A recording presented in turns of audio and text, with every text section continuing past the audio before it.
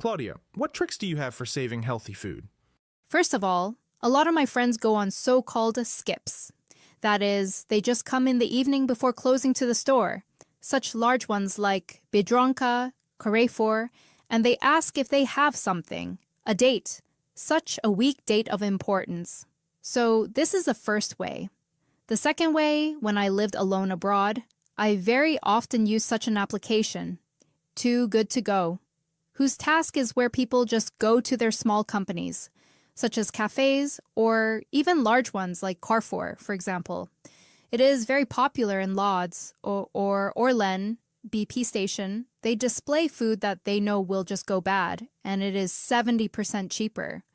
And it saved me a lot, for example, on the exchange where I was, because if I didn't have time or I didn't feel like cooking, I took, for example, a meal from Azor's Pokebo, and I bought it there for just €3 out of 15. And this meal was very, very good, because there were only vegetables inside. Actually, with rice. That's it. I, for example, personally don't like meat. I'm just not a vegan. Sometimes I eat meat, but I see when I do shopping, or when my mom and I do shopping, that my meatless products are much, much cheaper, and that overall it costs a lot less money. I think these are the 3 tricks, and the problem I often encounter is that sometimes I waste food, because I'm not able to eat as much as I have to buy in the market, that for example, half a kilo of chickpeas, I'm not able to eat them until I'm fed up with myself. I think that a good practice can be to buy groceries with someone for half, just. Anna, we just talked about zero waste, which in a way is also related to healthy eating and a balanced way of thinking about food. Tell me, from your perspective as an educator, what are the simple actions that teenagers can take to limit food waste? In addition, of course, to what Claudia mentioned. First of all, let's plan our shopping and plan our menu. Thanks to this, we won't have to buy excess products and we will know exactly what we have in the cabinets. Also, before going shopping, remember to check the cabinets and fridges. Secondly, use the leftovers. Creativity really pays off here. We are also lucky to live in the age of the internet and artificial intelligence, which was recently made aware of by the participants of my workshops. If you really have no idea how to use leftovers, enter the products you have into the GPT chat and ask for a simple and easy quick recipe. You will definitely get an answer. One more thing, check the expiration date and eat what breaks down faster.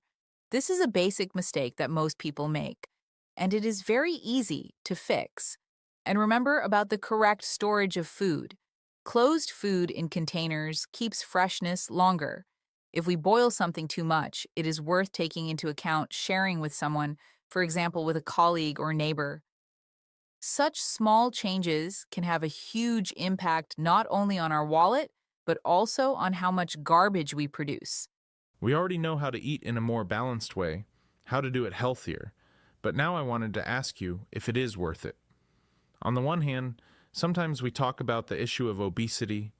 That is the impact of malnutrition on our body. But on the other hand, our way of eating may also affect our spirit, our mind. Have you observed, or do you know how nutrition affects our self-esteem? For example, healthy fats can be found in nuts or fish. They support the brain's work and improve memory.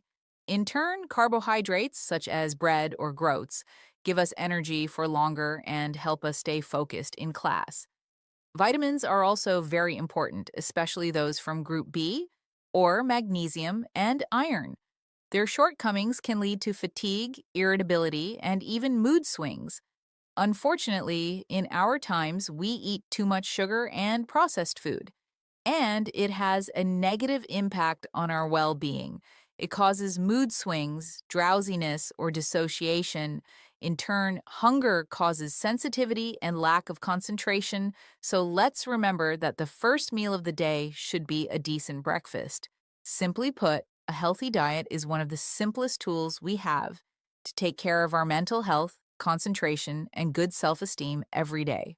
In general, it is very, very important to work with young people, to take care of them, to feed them, because often it also deals with some malnutrition problems. And when we are in colonies or we have several-day workshops, It is very important that young people take care of themselves, because many times I have come across such a situation that someone did not eat enough, for example, or ate too little, after which it resulted in, for example, that in the camp he was just limping, because his body did not have all these nutrients supplemented, so he just had to deal with it himself in a certain way.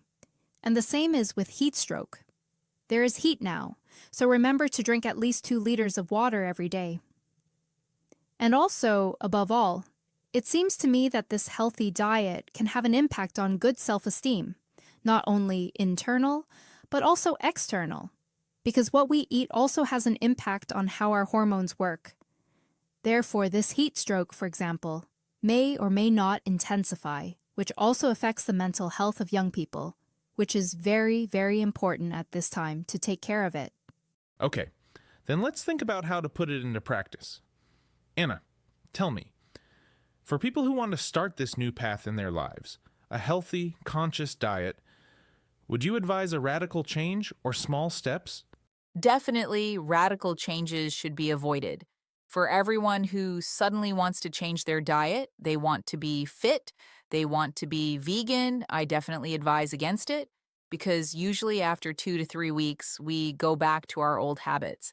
Because it is too big and suddenly a burden for the body, the path of small steps is the best choice.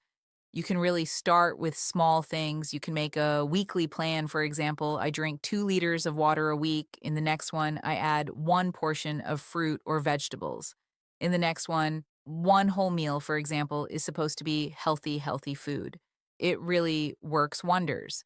Reward yourself for enduring, because it's not easy. Changing yourself is never easy, but it's worth starting with something and really start with small steps.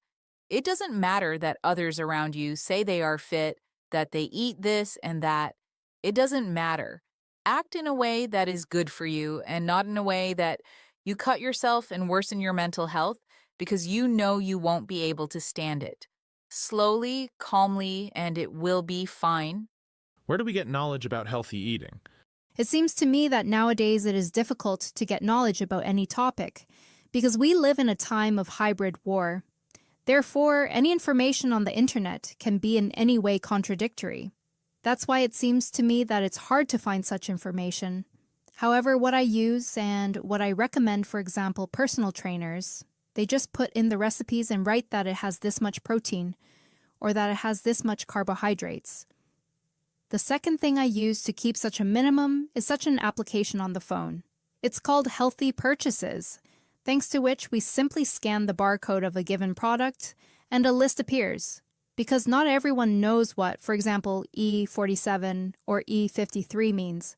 Then this application verifies this list and then tells us what is very harmful, what is less harmful, what is great for our body.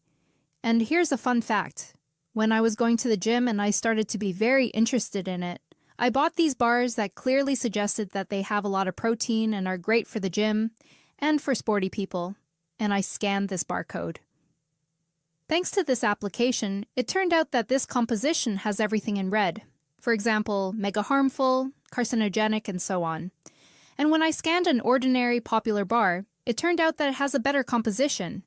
Even after the gym, it has more protein than the product that is suggested, and has such a well-produced marketing, and has such a well-made advertisement to eat it after the gym or training. At the very end of our conversation, I would like to ask you, Anna, what advice would you give a young person who wants to start taking care of themselves and their health, and how to deal with the crisis that may occur on such a journey? As I said before, start with small steps. There must be no sudden changes. And even if you can't stand it, don't break down, don't stop, start from the beginning, and everything will be fine. Thank you for listening to Stay Clean and Safe, a project funded by the European Union. Remember, small steps lead to great changes in maintaining our world clean and safe. Take care of yourself and be safe.